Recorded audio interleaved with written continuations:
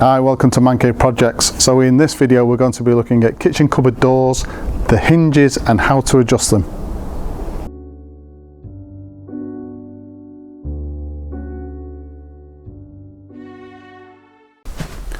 So the adjustment for a kitchen cupboard door comes from this screw, and these two screws, top and bottom.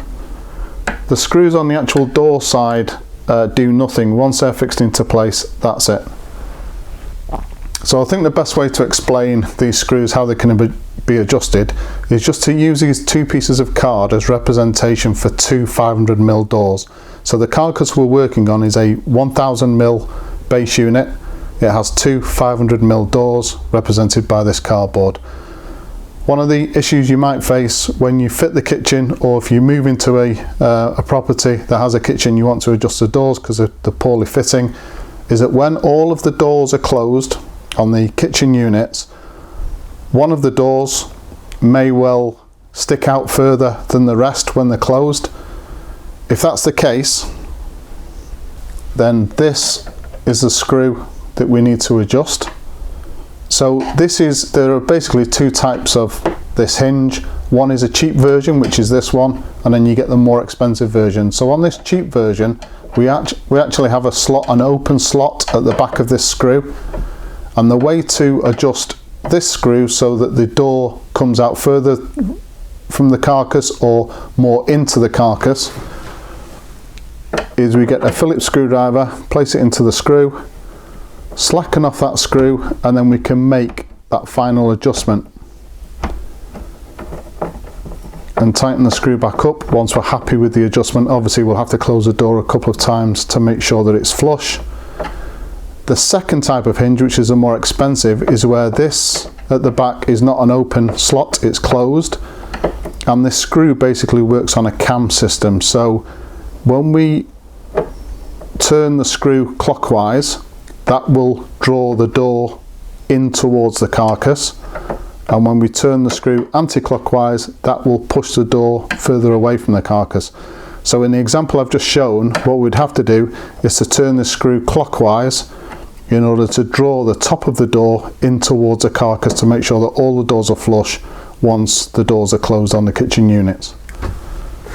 So the second scenario we might come across, again representing the two doors, is where the gap between the two doors is correct all the way down the length of the doors, but one of the doors sits slightly lower than the other door.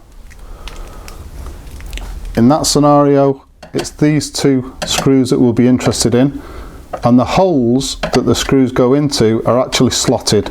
So undoing these two screws and also the screws in the other hinge will allow some adjustment to raise or lower the door on the carcass. And again, we just undo these anti-clockwise, same with the other hinge, raise or lower the door, whatever that needs, and then tighten those screws back up again. So the third scenario, and this is probably the one that most people will have to adjust, is where one door is out of line with the next door with regard to the gap running down the door from top to bottom. The second consequence of that though is that one corner of the door will be out of line from the next door. So whereas the first scenario we looked at, the door needed raising or lowering because it was out of line with the top of the adjacent door, but the gap was perfect, that's fine. In this scenario, just be careful, because this isn't an adjustment of the door being raised and lowered, even though this corner is out of line with the next door. It's because this gap is uneven, and as we perfect that gap back to an even gap top and bottom, this top corner of the door will actually raise up and come back in line. So with this kind of scenario, it's better to do an adjustment of both hinges rather than just one. So slight adjustment to each one to bring that gap back in line, rather than just do an adjustment to one hinge. So in this scenario where we need to adjust the gap between the two doors, then we're looking at this screw, this adjusting screw. If we turn that screw clockwise, that will bring the top half of this door closer to the adjacent door, and if we turn the screw anti-clockwise, as this is the top hinge, that will push the door further away from the adjacent door and increase the gap.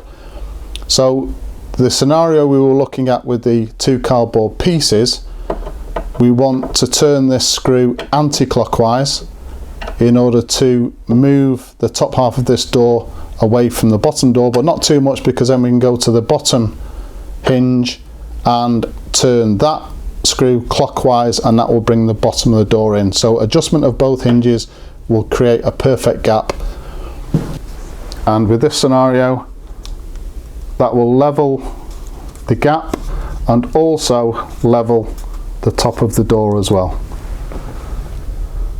So there you go, kitchen cupboard doors, really easy to adjust as long as those carcasses are square. If they're not, then it's really difficult and you're probably fighting a losing battle, but if they are, really easy to do. Hope this video has been of use. Please subscribe to the channel, and as usual, if you've enjoyed this particular video, hit the like button. Thank you very much for watching.